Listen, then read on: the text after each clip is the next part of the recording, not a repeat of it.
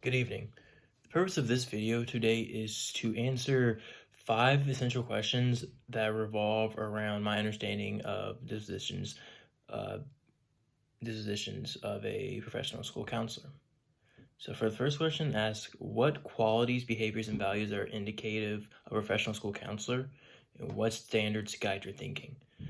When I think of qualities and behaviors of a professional school counselor, I broke it down into quite a few different qualities. So I have having high expectations for students, respect for diversity of others, promote social justice and equity, professional conduct, reflection, curiosity, being honest, having compassion, promoting advocacy, and just having overall dedication to your profession. I would say all these are very important dispositions, and just even touch base a little bit more on them when I think of having high expectations for students, I think of identifying the strengths and weaknesses through assessments. So constantly assessing your students, observing, seeing what's working for them, and then knowing their strengths and weaknesses through that procedure. Individualizing students for their curriculum and their education, not treating everyone the same, not like one size fits all. Individualizing students that will work best for them. Just a few examples of how one can have high expectations for students. So out of these dispositions listed, the ones that I possess that I feel will make me a successful school counselor would be ones that I possess right now, having not finished the program.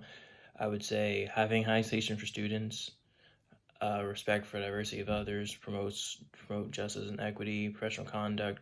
So all the positions already listed, I would say that I possess these only because of past experience being a teacher. I have to integrate a lot of these positions already into my teaching and working with the students directly. So not even just from a counseling standpoint, I have to do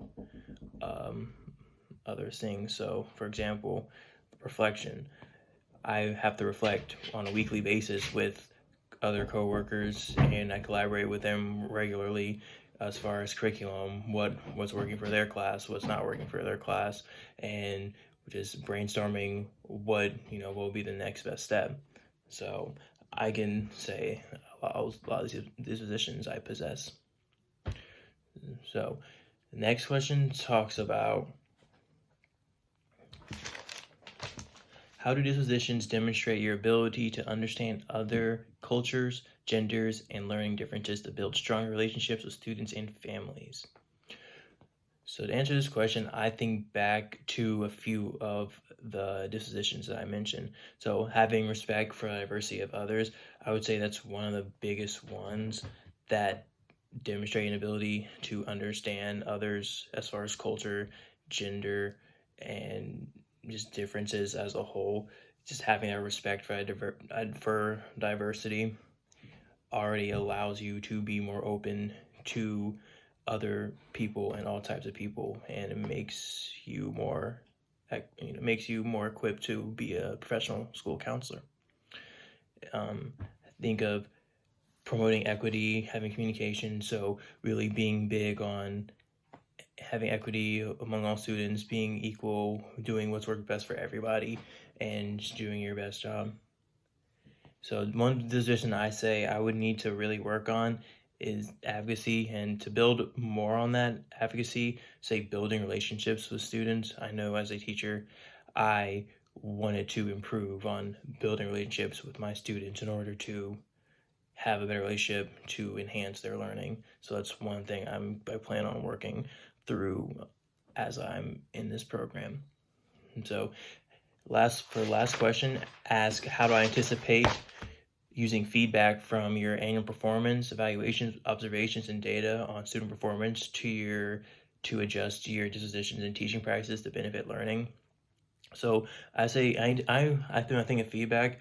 I anticipate using this by keeping track of all feedback, whether it's from a parent, a student, or another colleague. So keeping track of everything, having everything written down, and then integrating that feedback into practices. So being open and listening to others and hearing what people have to say and really getting others' opinions and just being open to trying whatever works. And I also think the biggest thing is communication with students when doing that, because that's the biggest part of your job is working with them. So really taking what they say seriously and into consideration. And then just using feedback to reflect ahead. So, using feedback to reminisce on what you could have did better or what you wish you would have did differently, and then doing that towards the next step. So I would say that's the biggest way to use feedback from all those other sources. So thank you for listening, and I hope this was a very informative video.